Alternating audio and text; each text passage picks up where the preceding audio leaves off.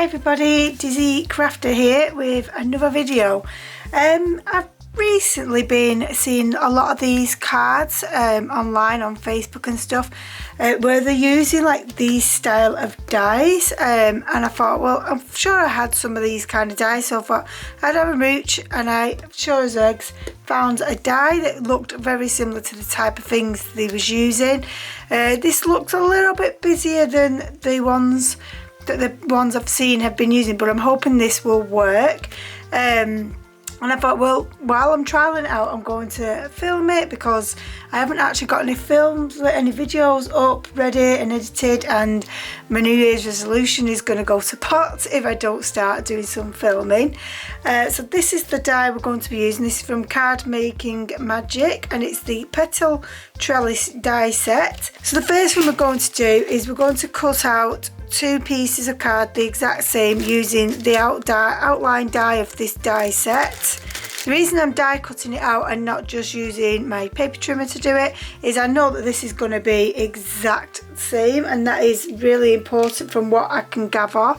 I just want to pop a couple of pieces of copy paper underneath each slice of this card because my plates are a bit worn and I just don't want any marks on the cardstock. So I'm just going to use this using my Sizzix electronic machine to cut that out.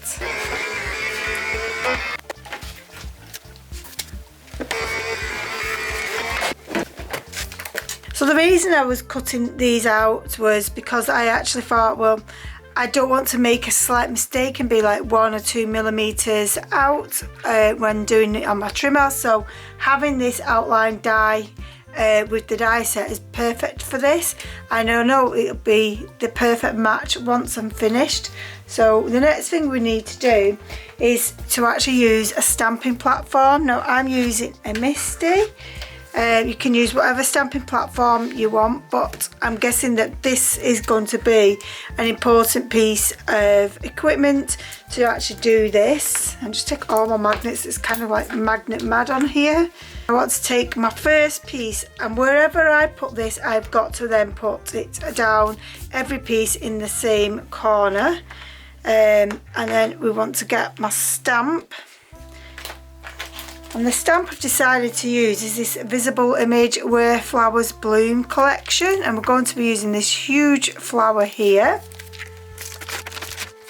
So I'm just going to place my stamp wherever I want it to be placed, and I actually want this off-centered. There is actually numbers on here, so I've got to make sure they're the right way actually, so the flower has got a correct way of being. So I want that off-centered there. And then I'm going to place my magnet so it stays secure. Now we've got that in place, we're going to stamp it up, and I'm going to be using VersaFine Clay in Cheerful, Summertime and Red Tulip. And I'm going to go for hopefully an ombre effect.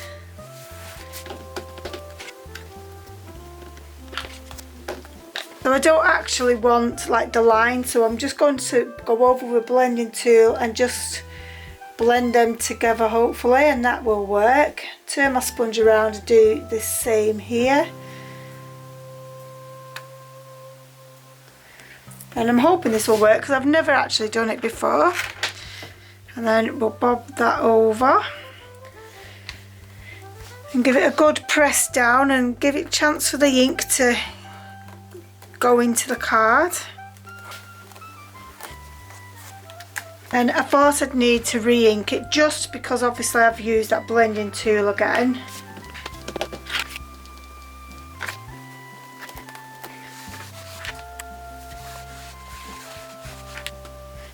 And I just feel like it's not really getting it here where I've blended it, so I'm happy with this section, just not where the orange and the red meet, so I'm just going to go back over again.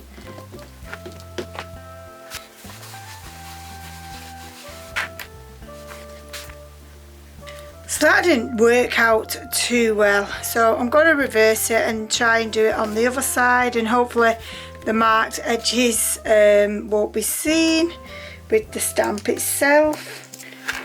I'll just put a ghost image down and we'll try that again.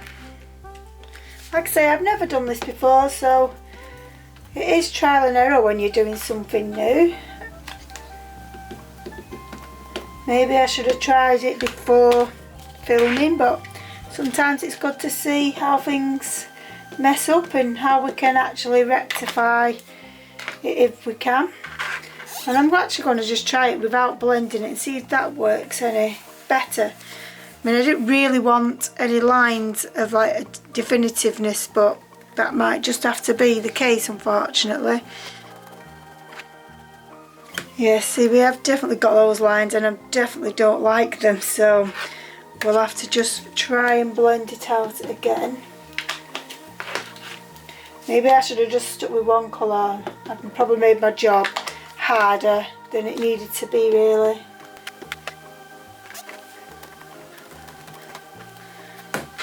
Yeah, that's much better, I think.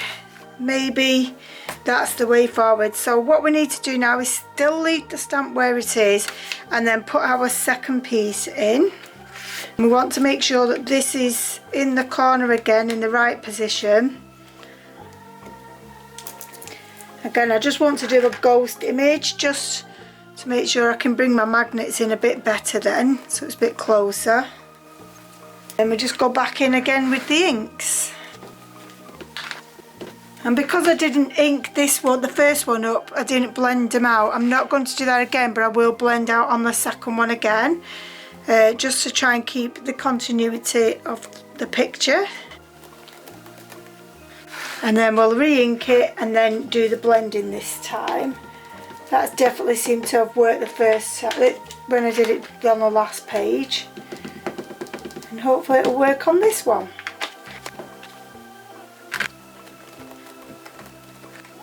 Voila, so that's the main image done. On here we've got lots of other words and stuff, and that's what I was thinking. I was going to use the live, laugh and love sentiment coming down the sides, but actually do them like yellow, orange and red, individual colours. So that's what we're going to do next. So the first one I'm going to use is live, and I might actually just put them all on to make sure I've got the spacings right.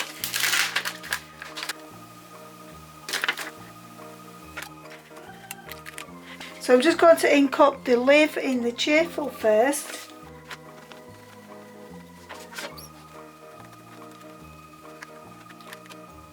And then we're going to go in with laugh. I feel like I'm going to have to put some paper down so that I don't hit the other words, because I just don't want them any colours on there. So because I've put them all down already, that's how I'm going to have to do it. And hopefully that works.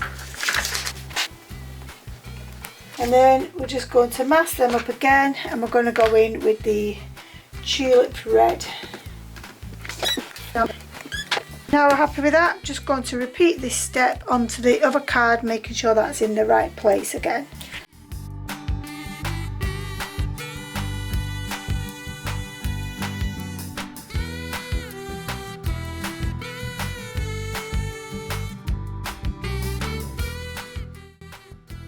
So now you've got both identical cards. It's now you have to choose which one you want to die cut in, and I feel like I'm going to go with this one because I've got a slight mark just here on this one, and it will hopefully be hidden for majority of it, or it won't be as noticeable. And I feel like this image came out a little bit better as well. So I'm just going to take my Sizzix die cutting machine again. But I think I die cut it that way because it'll be less cutting. It does make a difference sometimes when you've got a lot of cutting. And I'm just going to run the tool over to try and get rid of most of the pieces.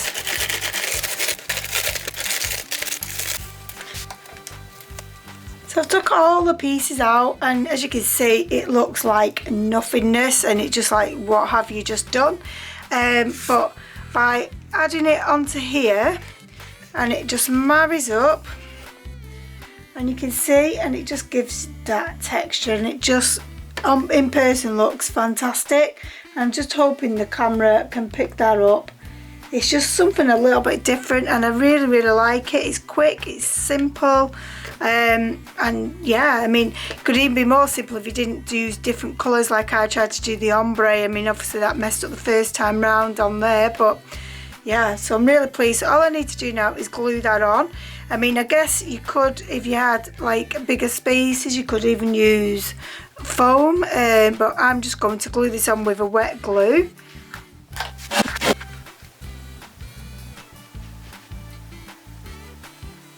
Having the wet glue gives you that manipulation as well, so it does help, because you want to make sure it's all lined up perfectly. And once you're happy, just press it down. And that's that done, and now we just need to mount it onto a card. So I've cut a piece of card here, and I'm just going to mount that onto there, and then we can stick that onto a card.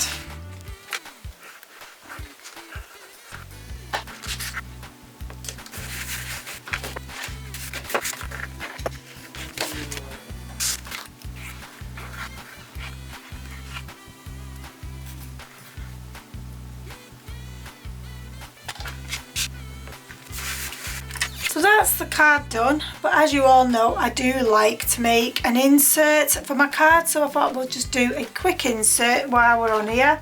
And I'm not too sure what I want to do via the stamping. I'm thinking maybe just getting this smaller stamp and stamping that off centered. I feel like that's what we're going to do.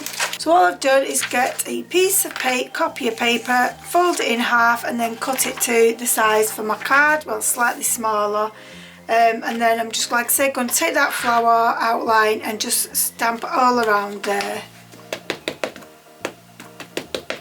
And I could do a rainbow order, but I'm not going to. What I think I might do though is have this at the bottom corner and have this a full flower.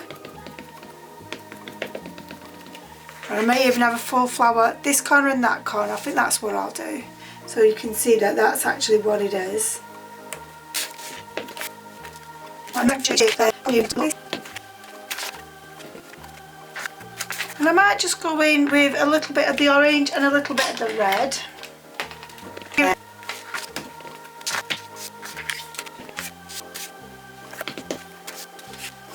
And I also want to take the envelope and just give a little stamp on the envelope too. I think I'll go with red with this one. All I need to do is bob the insert in, and all I do is take some double-sided tape and I run it in the centre going over the spine. By taking it over the spine, it just makes the insert lift open naturally on its own. So if you open that, it will come open by itself rather than the reciprocant having to do that. Just needs a bit more stickiness. And voila, you've got a quick and simple design card that looks really effective, and I absolutely love it. So I hope you've enjoyed this video. I'd love it if you please comment, subscribe and give me a thumbs up, and hopefully I shall catch you in the next video. Bye.